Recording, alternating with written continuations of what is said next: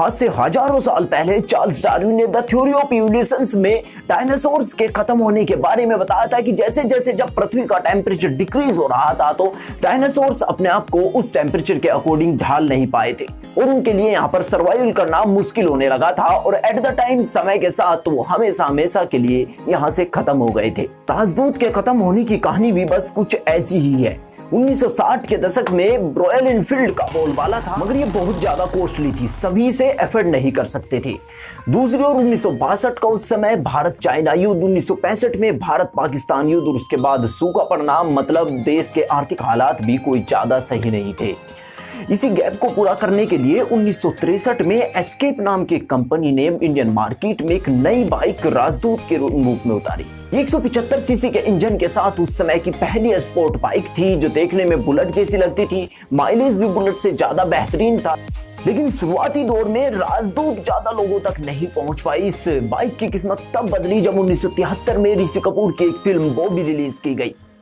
उसमें ऋषि कपूर ने राजदूत को एक स्टैंड बाइक से लेकर एक फैशन बाइक के तौर काफी अच्छी तरीके से लोगों के सामने प्रेजेंट किया। उसके बाद ये फिल्म तो फ्लॉप हो गई, लेकिन इसने राजदूत को हिट कर दिया और 1980 तक राजदूत अपनी पीक पॉइंट पर पहुंच गई।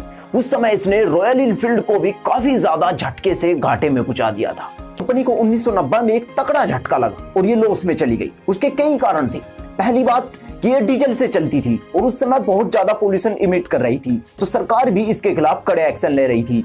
और दूसरा, उस समय मार्केट में बजाज, होंडा और सुजुकी जैसे टॉप कॉम्पिटिटर्स आ गए थे जिनके मैन्युफैक्चरिंग का सामना एस्कॉर्ट कंपनी नहीं कर पाई। और फिर उनकी हाई फाई टेक्नोलॉजी के सामने लोगों के बीच राजदूत के ओल्ड फैशन के रूप में जाने जाना लगा था। तो फलस्वरूप कंपनी ने उस 1991 में लास्ट राजदूत को मैन्युफैक्चरिंग किया और उसके बाद इसकी मैन्युफैक्चरिंग बंद कर दी।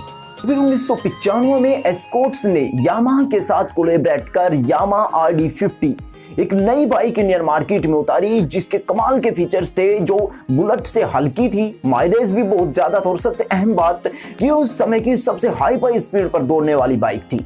तो फलस्वरूप लोगों के बीच काफी ज्यादा चर्चा में रही। एक समय ऐसा आया कि गवर्नमेंट ने अपने ऑफिसर्स तक को ये बाइक लेने के लिए सजेशंस दिए और 2005 तक इंडिया की सबसे तेज चलने वाली मोटरसाइकिल्स के रूप में यामाहा का ही नाम रहा। मगर 2005 के बाद जापानीज मोटरसाइकिल अपनी हाई फाई टेक्नोलॉजी के साथ जब इंडियन मार्केट में आई तो उन्होंने स्पीड के मामले में उन्होंने यामाहा को रिप्लेस कर दिया। सबसे अहम बात, यामाहा के टॉप कॉम्पिटिटर्स जैसे बजाज, होंडा सभी ने अपनी न्यू टेक्नोलॉजी पर अपग्रेड करने पर बहुत ज्यादा खर्च किया, जबकि यामाहा ने अपनी क्वांटिटी बढ़ाई, नहीं कि अपनी टेक्नोलॉजी को अपग्रेड किया। बस यही वो पॉइंट रहा जिसकी वजह से यामाहा को तबाह होना पड़ा।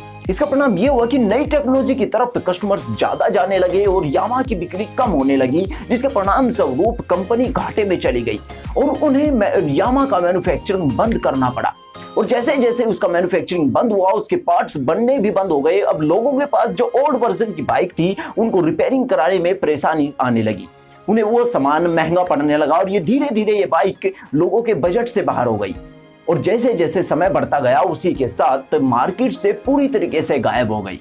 तो दोस्तों, ये थी एक इंटरेस्टिंग सी कहानी भारत की पहली स्पोर्ट्स बाइक के उठने की और उसके गिरने की। बाय दफा मिलता हूँ आपसे अगले वीडियो में, तब तक के लिए see have a nice day, God bless you. ये तो बस शुरुआत है, अरे अभी तो पार्टी शुरू हुई है।